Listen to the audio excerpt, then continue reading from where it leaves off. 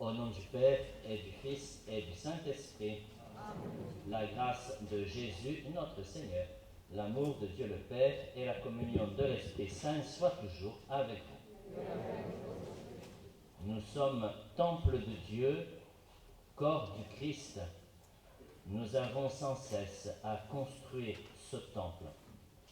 En ce début de célébration, demandons au Seigneur de nous donner sa miséricorde.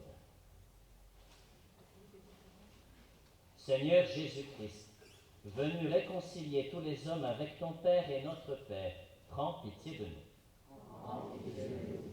Toi, le serviteur fidèle, devenu péché en ce monde pour que nous soyons justifiés en toi, prends pitié de nous.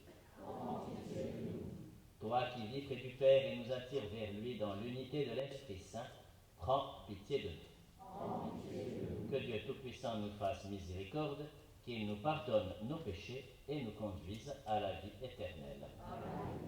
Prions.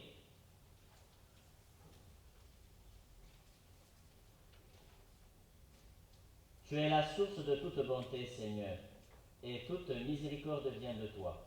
Tu nous as dit comment guérir du péché par le jeûne, la prière et le partage. Écoute l'aveu de notre faiblesse. Nous avons conscience de nos fautes. Patiemment, relève-nous avec amour. Par Jésus-Christ, ton Fils, notre Seigneur et notre Dieu, qui règne avec toi et le Saint-Esprit, maintenant et pour les siècles des siècles. Amen.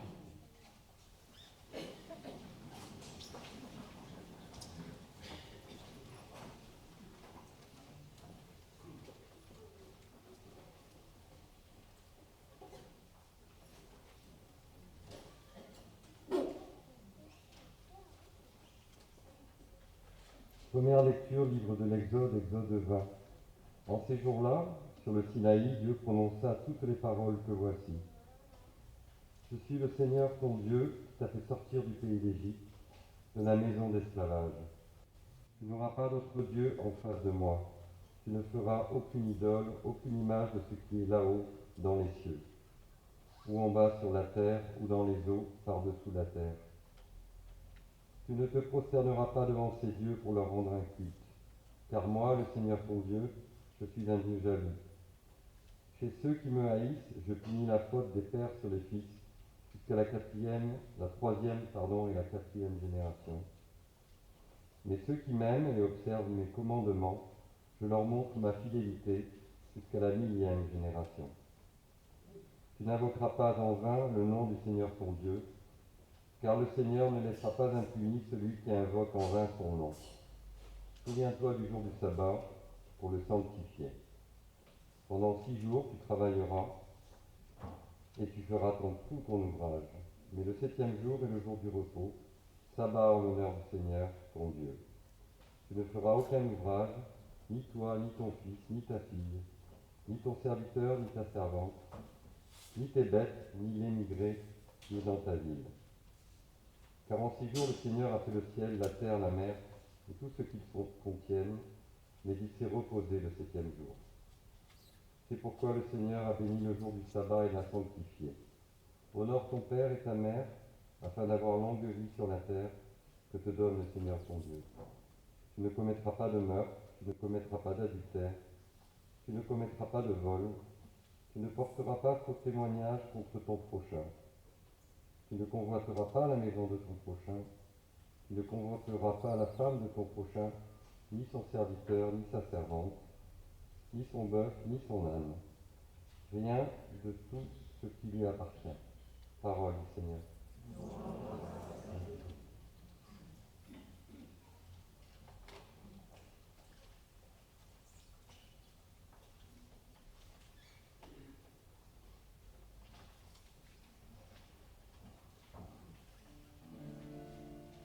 Seigneur, tu as les paroles de la vie éternelle.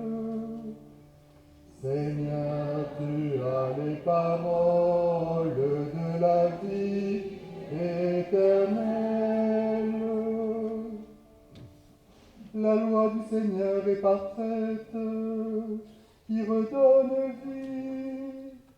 La charte du Seigneur est sûre, qui rend sages les simples. Seigneur, tu as les paroles de la vie éternelle. Les préceptes du Seigneur sont droits, ils réjouissent le cœur. Le commandement du Seigneur est limpide, il clarifie le regard. Seigneur, tu as les paroles de la vie éternelle. La crainte qu'il inspire est pure, elle est là pour toujours. Les décisions du Seigneur sont justes et vraiment équitables. Seigneur, tu as les paroles de la vie éternelle.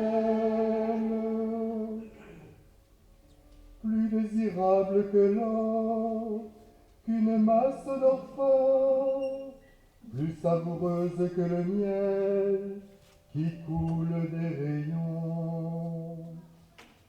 Seigneur, tu as les paroles de la vie éternelle.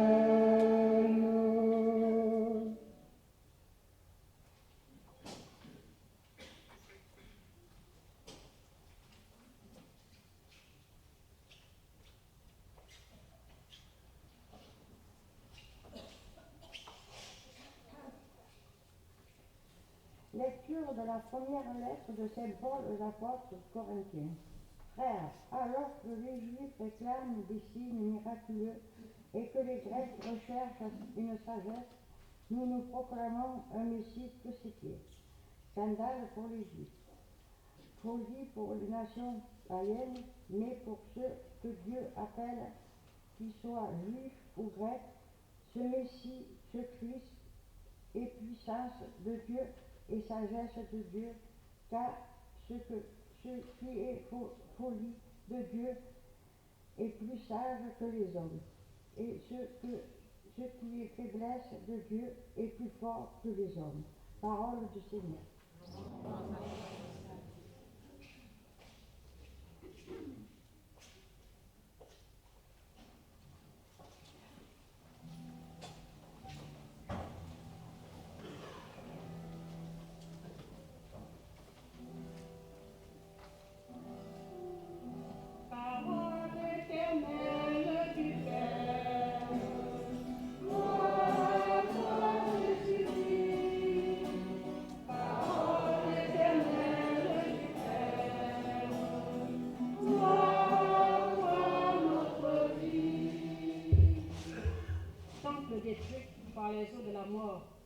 pierre angulaire du temple nouveau.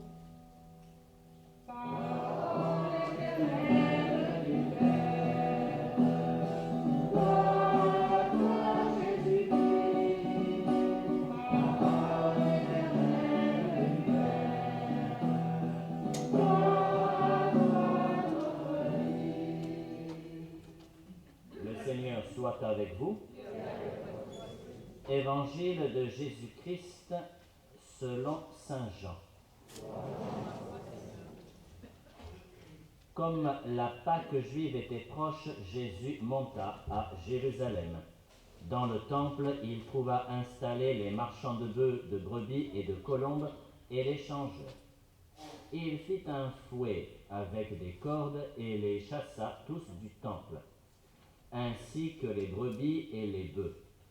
Il jeta par terre la monnaie des changeurs, renversa leur comptoir et dit aux marchands de colombes, enlevez cela d'ici. Cessez de faire de la maison de mon Père une maison de commerce. Ses disciples se rappelèrent qu'il est écrit, l'amour de ta maison fera mon tourment. Des Juifs l'interpellèrent, quel signe peux-tu nous donner pour agir ainsi? Jésus leur répondit, détruisez ce sanctuaire, et en 3 jours je le relèverai. Les Juifs lui répliquèrent, il a fallu 46 ans pour bâtir ce sanctuaire, et toi en 3 jours tu le relèverais? Mais lui parlait du sanctuaire de son corps. Aussi, quand il se réveilla d'entre les morts, ses disciples se rappelèrent qu'il avait dit cela. Ils crurent à l'Écriture et à la parole que Jésus avait dite. Pendant qu'il était à Jérusalem pour la fête de la Pâque, beaucoup crurent en son nom, à la vue des signes qu'il accomplissait. Jésus, lui, ne se fiait pas à eux, parce qu'il les connaissait tous et n'avait besoin d'aucun témoignage sur l'homme. Lui-même, en effet, connaissait ce qu'il y a dans l'homme. Acclamons la parole de Dieu. Parole éternelle du Père, gloire à toi, Jésus-Christ. Parole éternelle du Père, gloire à toi, notre vie.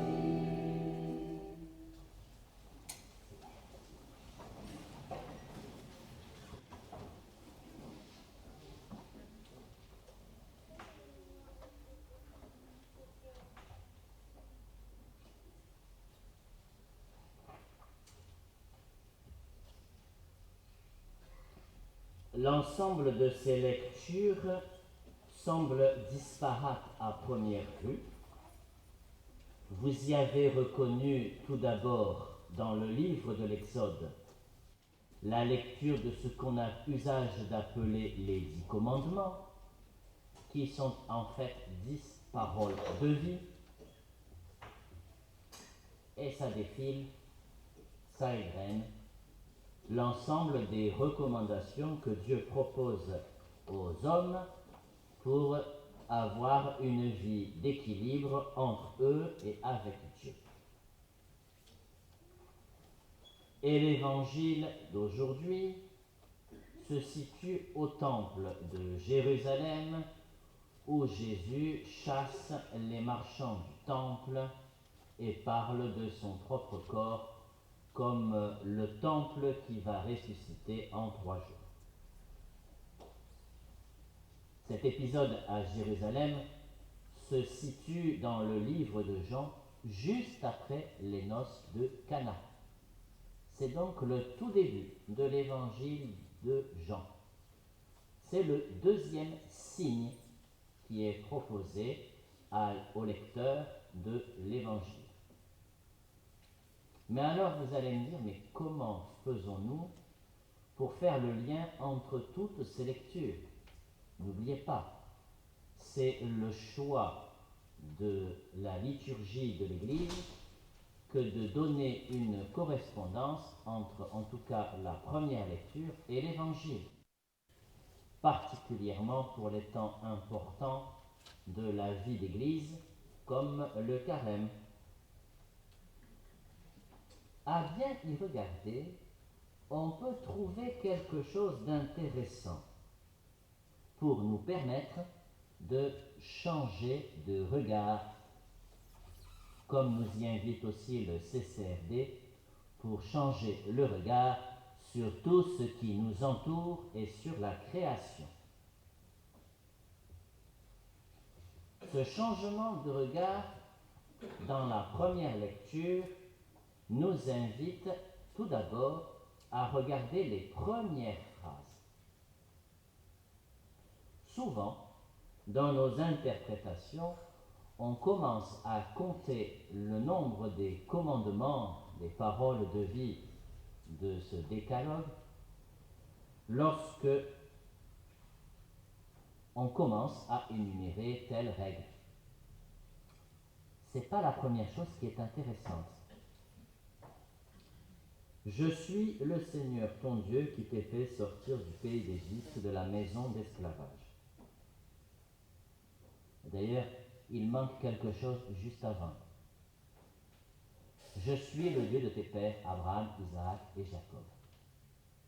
La première chose qui est demandée, c'est de faire mémoire, de se souvenir. C'est ça le plus important dans ces paroles de vie qui sont données au peuple hébreu au pied du mont Sinaï. Se souvenir de ce Dieu qui accompagne chacun dans sa vie la plus quotidienne. C'est le premier commandement. Et il est facile. C'est la première règle de vie. Et elle donne tout le souffle au reste. Tout le reste n'a de sens que c'est parce que c'est un Dieu qui est connu des hommes. C'est un Dieu dont le peuple hébreu connaît la présence à ses côtés. C'est lui qui vient de les faire sortir de l'Égypte, de leur donner la liberté. Ces paroles de vie n'ont de sens que parce que c'est un Dieu qui libère, qui parle à son peuple. Et donc, le peuple hébreu a comme première mission de se souvenir pour permettre à toutes les nations de comprendre que ce Dieu qui les accompagne elles aussi est un Dieu qui se souvient des hommes et il veut, ce Dieu, que les hommes se souviennent de lui. Dans ce cadre-là, nous pouvons alors mieux percevoir comment Jésus se comporte dans le temple. Il invite les hommes à changer de regard. Ce lieu dont les hommes ont pris l'habitude d'en faire un lieu de commerce n'est pas normalement à sa place là. Ce n'est pas un lieu de commerce, mais un lieu de prière. D'ailleurs, aujourd'hui en Israël, on fait bien la distinction entre trois villes. Il y a la ville où on prie, Jérusalem, la ville où on travaille, Haïfa, la ville où on fait la fête jour et nuit, Tel Aviv. Mais ici, il s'agit du temple. Et dans le temple, on ne peut que prier. On ne peut que se tourner vers Dieu, que faire mémoire de sa présence à nos côtés. Ce n'est pas un lieu de trafic. Ce n'est pas cela qu'il est recommandé de faire dans ce lieu. Jésus permet à ses disciples ainsi de changer de regard sur ce lieu. Certes, il faut faire des sacrifices, et pour faire des sacrifices, on a besoin d'animaux, d'agneaux, de moutons, de taureaux, d'agneaux gras, de colombes. J'espère que c'est pas moi. J'ai peut-être oublié de l'éteindre, je ne sais pas. Normalement. Bref, Jésus a le désir intense qui le prend jusqu'au tripes de permettre à ses disciples de changer de regard sur ce qui les entoure. Pourquoi? Le lieu où l'on prie, quels que soient les lieux où l'on prie, doivent d'abord nous permettre de nous mettre en lien avec Dieu et de nous mettre en lien les uns avec les autres grâce à Dieu. Uniquement cela. Certes, nos lieux d'église sont souvent investis pour la dimension culturelle, au-delà de la dimension cultuelle. Mais parce que l'art, le beau, permet de se dépasser lui-même pour rejoindre le Très-Haut, il est donc possible, même dans nos lieux de culte, de proposer à la dimension artistique de se développer et de permettre à des personnes qui sont éloignées de l'Église de pouvoir y pénétrer dans ce lieu et de découvrir quelque chose qui les surprendra sans doute et leur permettra de s'approcher un peu plus de Dieu. Mais il est clair que nos lieux d'église, comme le temple, ne doivent pas être des lieux de commerce, de trafic, quelle que soit la dimension économique qu'ils possèdent. Toute la dimension économique repose sur un geste que l'on a su transformer. Et je vous invite encore à changer de regard sur ce geste que vous effectuez, c'est-à-dire la quête. Cette dimension qui semble économique, on met une pièce ou un billet dans une panière pour aider l'Église dans sa vie économique. En réalité, nous avons réussi à transformer ce geste en une dimension théologique et sacramentelle. La participation à la quête, c'est d'abord et avant tout le don libre de soi-même à Dieu. C'est d'abord l'offrande de soi, de sa vie, de la réalité entière de son être que l'on vient déposer sur l'autel pour que Dieu le transforme. Changer de regard, c'est d'abord permettre à Dieu de le faire en chacun de nous. C'est donner librement la possibilité à Dieu de nous transformer de l'intérieur pour que toute la création, transformée ainsi, puisse advenir au salut. C'est ce pourquoi nous nous réunissons quotidiennement pour célébrer l'Eucharistie et au travers de la fraction du pain et du vin, c'est cela que nous manifestons, que nous réalisons par le Christ, qui est l'unique prêtre, l'unique victime, l'unique offrande pour la vie qui ne finit pas.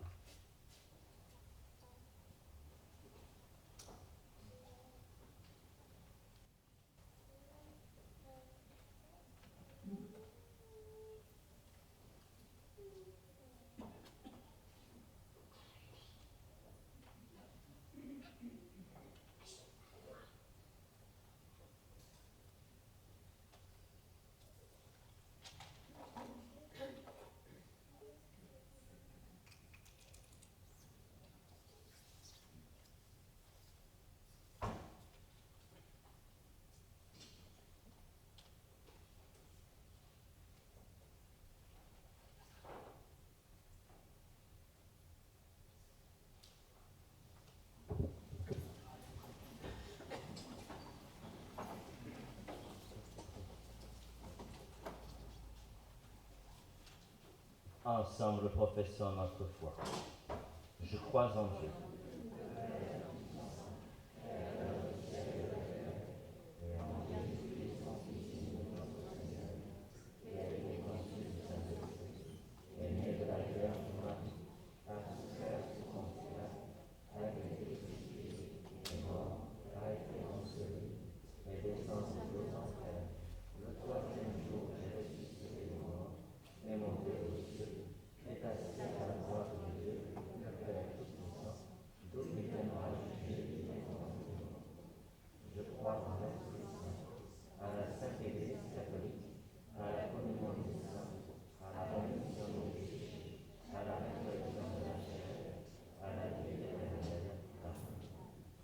À l'approche des solennités pascales, prions le Seigneur de façon plus pressante, afin que l'univers entier bénéficie davantage des richesses du mystère du salut.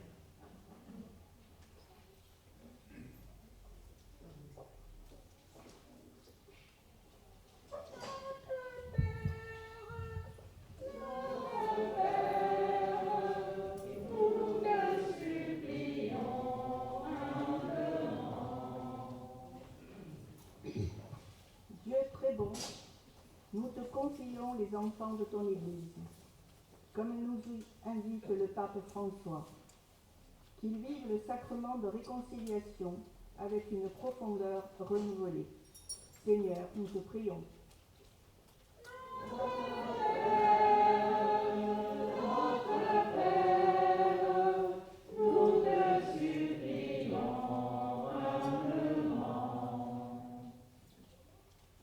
Dieu très bon, nous te confions ceux qui votent les lois, qu'ils aient le sens du bien commun et le respect des plus faibles.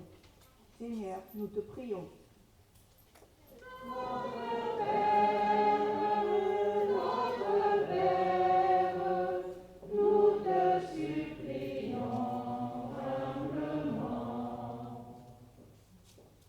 Dieu très bon, nous te confions ceux qui sont dans l'obligation de travailler le dimanche, qu'ils vivent ce jour en ta présence et en ton amour.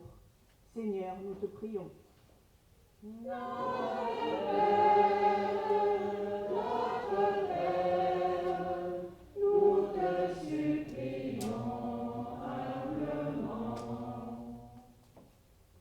Dieu très bon, nous te confions notre communauté, qu'elle s'attache à honorer non pas des pierres, mais le temple nouveau, le Christ Jésus.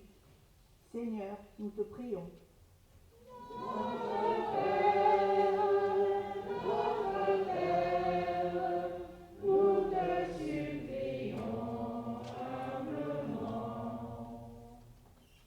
Seigneur, reçois notre prière, toi qui es vivant aujourd'hui et pour les siècles des siècles. C'est le moment de la quête. Pensez à ce que je vous ai dit pendant l'homélie, de façon à ce que se réalise vraiment ce sentiment d'offrande de soi.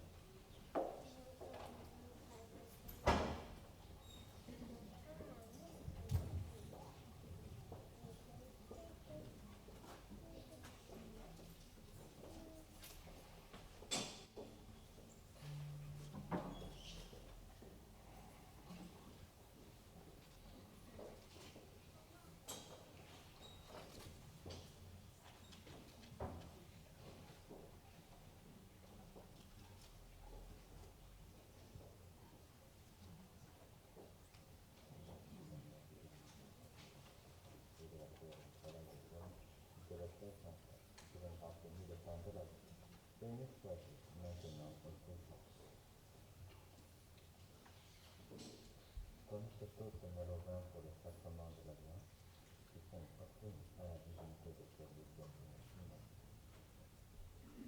Tu es béni, Seigneur, Dieu de l'univers, toi qui nous donnes ce vin, fruit de la vie et du travail de Dieu, nous te le présentons et donnons pour nous le vin du royaume éternel. Humble et pauvre et insécure, notre sacrifice en ce jour, trouvera de ton Dieu.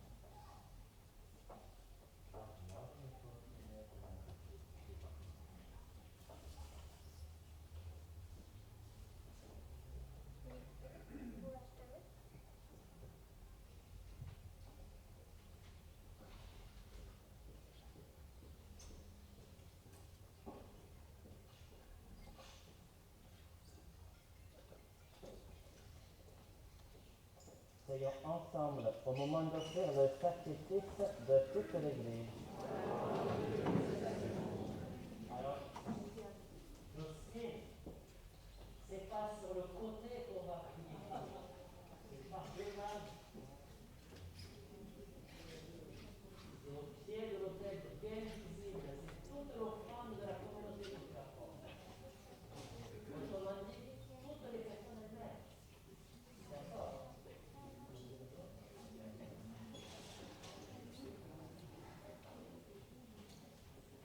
Que cette Eucharistie nous obtienne, Seigneur, à nous qui implorons ton pardon, la grâce de savoir pardonner à nos frères, par Jésus, le Christ, notre Seigneur.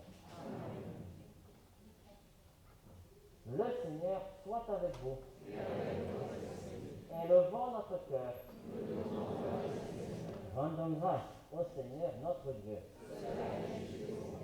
Vraiment, il est juste et bon de te rendre gloire, de t'offrir notre action de grâce toujours et en tout lieu, à toi, Père très saint, Dieu éternel et tout-puissant. Tu accueilles nos pénitences comme une offrande à ta gloire, car nos privations, tout en abaissant notre orgueil, nous invitent à imiter ta miséricorde et à partager avec ceux qui ont faim.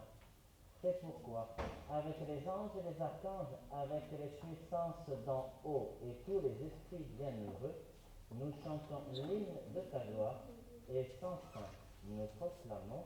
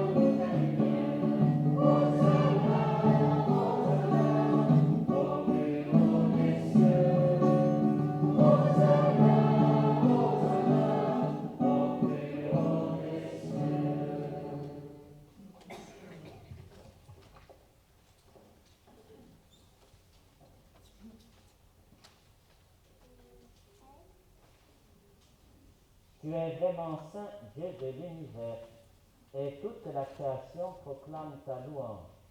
Car c'est toi qui donnes la vie. C'est toi qui sanctifies toutes choses par ton Fils Jésus-Christ notre Seigneur, avec la puissance de l'Esprit Saint. Et tu ne cesses de rassembler partout dans le monde ton peuple, afin qu'il présente une offrande pure. C'est pourquoi nous te supplions de consacrer toi-même les offrandes que nous apportons.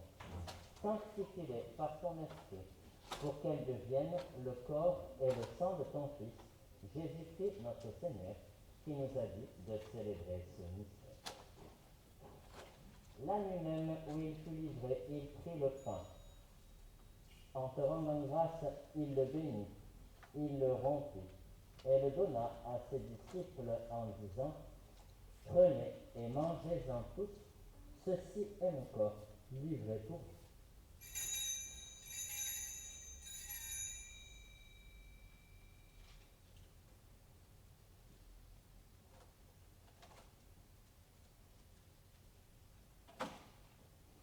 De même, à la fin du repas, il prit la coupe En te rendant grâce, il la bénit et la donna à ses disciples en disant, prenez et buvez-en tous, car ceci est la coupe de mon sang, le sang de l'alliance nouvelle et éternelle, qui sera versé pour vous et pour la multitude en rémission des péchés.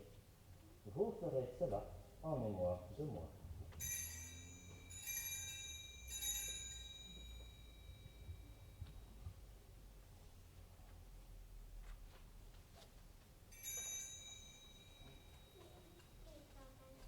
Il est grand le mystère de la foi.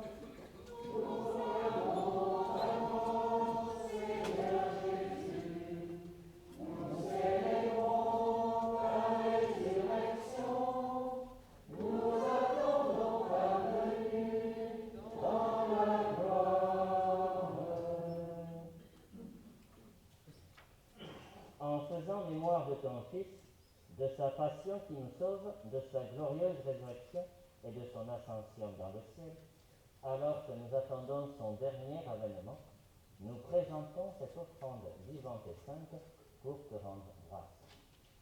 Regarde, Seigneur, le sacrifice de ton Église et daigne reconnaître celui de ton Fils qui nous a rétablis dans ton alliance. Quand nous serons nourris de son corps et de son sang et remplis de l'Esprit Saint, accorde-nous d'être un seul corps et un seul esprit dans le Christ. Que l'Esprit Saint fasse de nous une éternelle offrande à ta gloire, pour que nous obtenions un jour les biens du monde à venir, auprès de la Vierge Marie, la bienheureuse Mère de Dieu, Saint Joseph, son époux, les apôtres, les martyrs, Sainte Perpétue et Félicité, dont c'est la fête aujourd'hui, Sainte Anne, Saint François Xavier, le bienheureux Jean-Baptiste Fouque et tous les saints qui ne cessent d'intercéder pour nous. Et maintenant nous te supplions, Seigneur, par le sacrifice qui nous réconcilie avec toi, étends au monde entier le salut et la paix. Affermis la foi et la charité de ton Église au long de son chemin sur la terre. Veille sur ton serviteur, le pape François, notre archevêque Jean-Marc, l'ensemble des évêques, les prêtres, les diacres et tout le peuple des rachetés. Nous te prions particulièrement pour les chrétiens qui sont en Irak et qui reçoivent le Saint-Père ces jours-ci. Écoute les prières de ta famille assemblée devant toi et ramène à toi, Père très aimant, tous tes enfants dispersés. Pour nos frères défunts, pour les hommes qui ont quitté ce monde et dont tu connais la droiture, nous te prions. Nous te prions spécialement ce matin pour Christiane Scotto, pour Jean-Luc Despointes et pour France Fiol que nous avons accompagné hier. Reçois-les dans ton royaume, où nous espérons être comblés de ta gloire, tous ensemble et pour l'éternité, par le Christ notre Seigneur, par qui tu donnes au monde toute grâce et tout bien.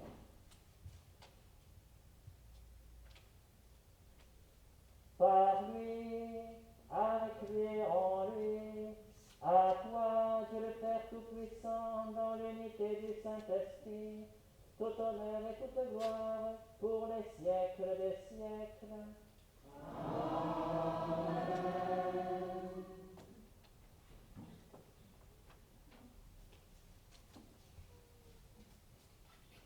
Unis dans le même esprit, nous pouvons dire avec confiance la prière que nous avons reçue du Sauveur. Notre Père, qui es aux cieux, que ton nom soit sanctifié, que ton règne vienne, que ta volonté soit faite sur la terre comme au ciel. Donne-nous aujourd'hui notre pain de ce jour. Pardonne-nous nos offenses, comme nous pardonnons aussi à ceux qui nous ont offensés, et ne nous laisse pas entrer en tentation, mais délivre-nous du mal. Délivre-nous de tout mal, Seigneur, et donne la paix à notre temps. Par ta miséricorde, libère-nous du péché. Rassure-nous devant les épreuves en cette vie où nous espérons le bonheur que tu promets et l'avènement de Jésus-Christ, notre Sauveur. Amen.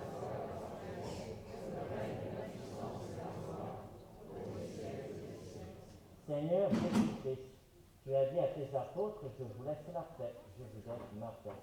Ne regarde pas nos péchés, mais la foi de ton Église, pour que ta volonté s'accomplisse, donne-lui toujours cette paix et conduis-la vers l'unité parfaite, toi qui règnes pour les siècles des siècles. Que la paix du Seigneur soit toujours avec vous. Dans la charité du Christ, partagez un geste de paix. La paix du Christ.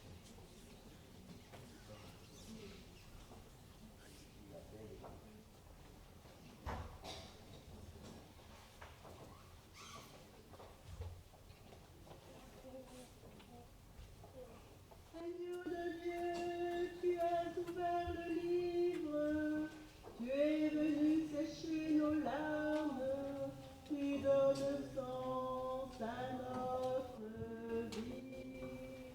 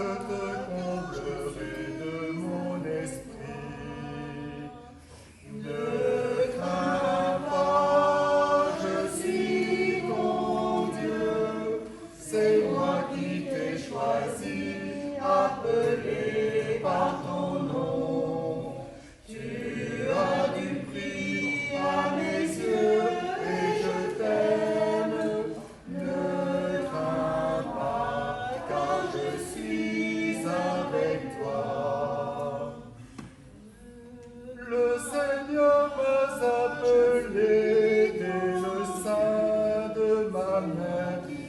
Il a prononcé mon nom.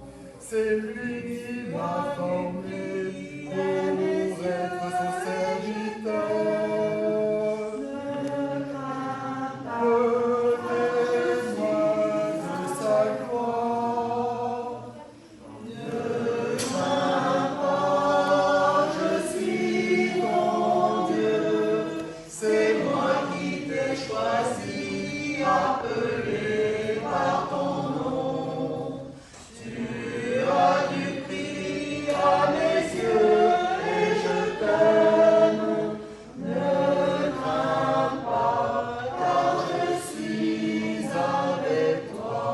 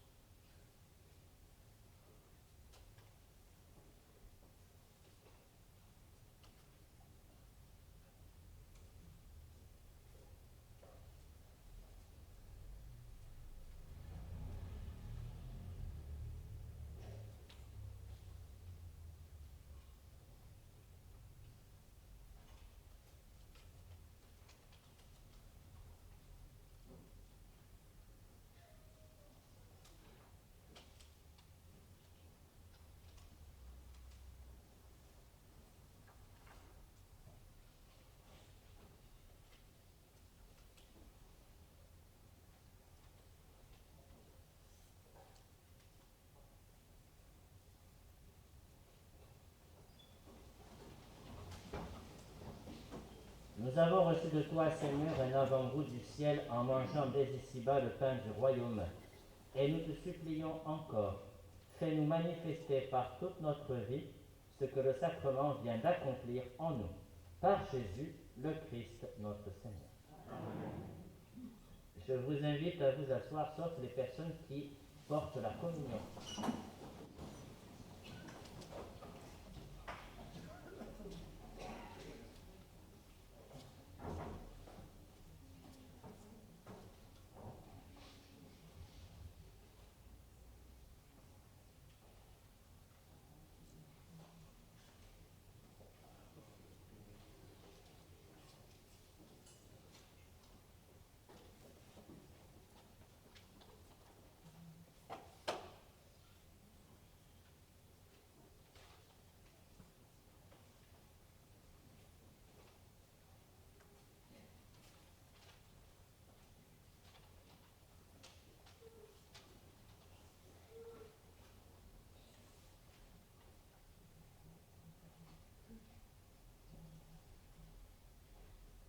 Vous qui portez la communion à nos frères et sœurs, que le Seigneur Tout-Puissant vous bénisse, celui qui est Père, Fils et Saint-Esprit. Alors,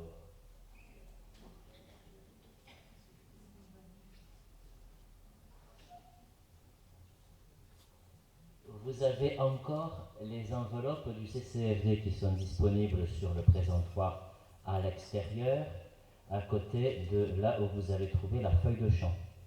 N'hésitez pas à les emporter, à les ramener la semaine prochaine, un peu plus lourde. Voilà, merci bien pour eux.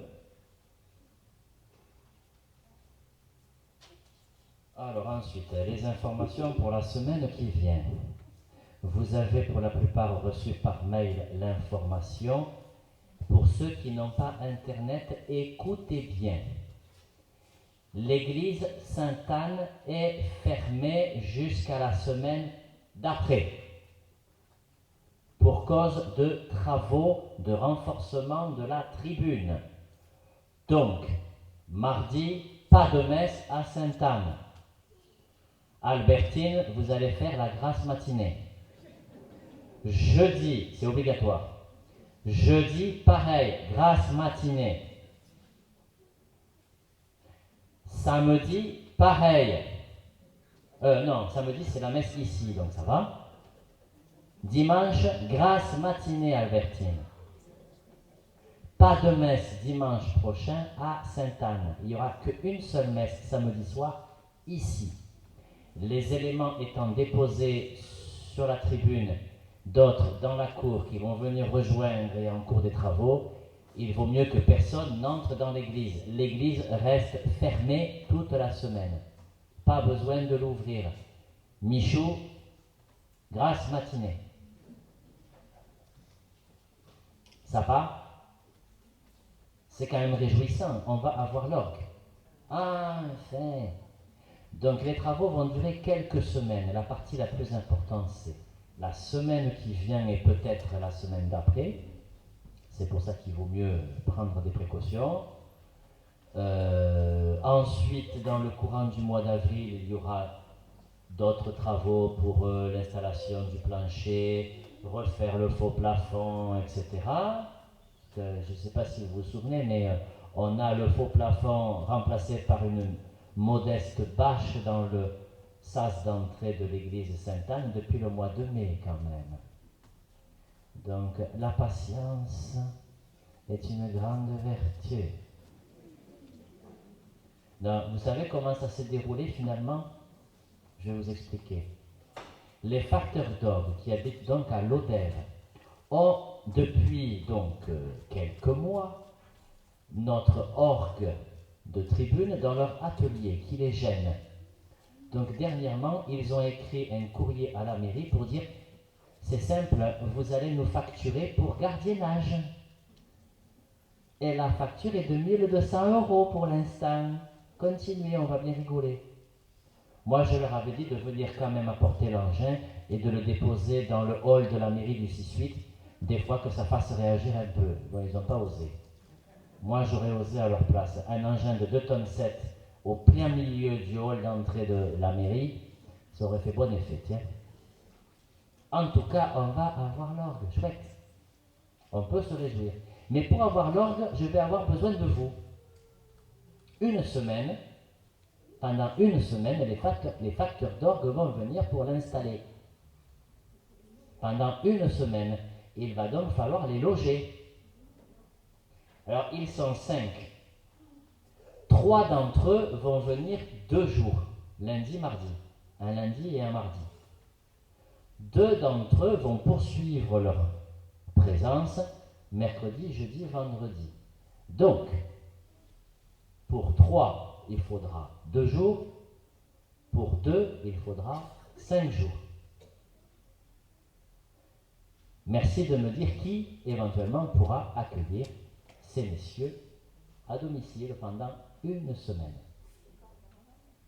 On vous dira quand. Pour l'instant, je ne sais pas encore. Ce sera dans le courant de avril, mai. Voilà. Merci d'avance. Pour l'instant, rien d'autre. Les rameaux pour le samedi ici, ça va être un peu short. La messe étant à 16h30, il ne faut pas traîner. De toute façon, on n'a pas le droit de se réunir à l'extérieur, donc on est tranquille. Pas le droit de procession non plus, donc on est tranquille. Donc voilà. Donc, on va se réunir vendredi soir avec l'équipe d'animation pastorale pour regarder tout ça de près et voir un peu quelles consignes nous allons adopter pour les rameaux, pour le jeudi saint. Jeudi saint, lavement des pieds. Jeudi saint, reposoir. Vendredi. Alors en plus jeudi et vendredi, à quelle heure? Parce que 6h c'est le couvre-feu. Hein. Et samedi saint, veillée pascal à 21h. Hein? On va être nombreux, tiens. À 21h. Donc voilà. L'équipe pastorale se réunit vendredi pour regarder tout ça de près et voir comment on va fonctionner. Voilà. L'équipe, pensez à réfléchir pendant la semaine quelles sont vos propositions, vos idées et comment on va faire pour gérer tout ça. Comme les gens qui s'arrachent les rameaux en arrivant à l'église.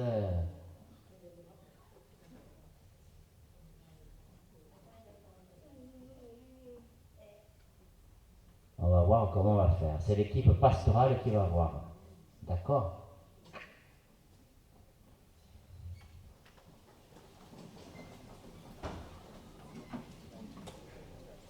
Le Seigneur soit avec vous. Que Dieu Tout-Puissant vous bénisse, le Père, le Fils et le Saint-Esprit. Allez dans la paix du Christ.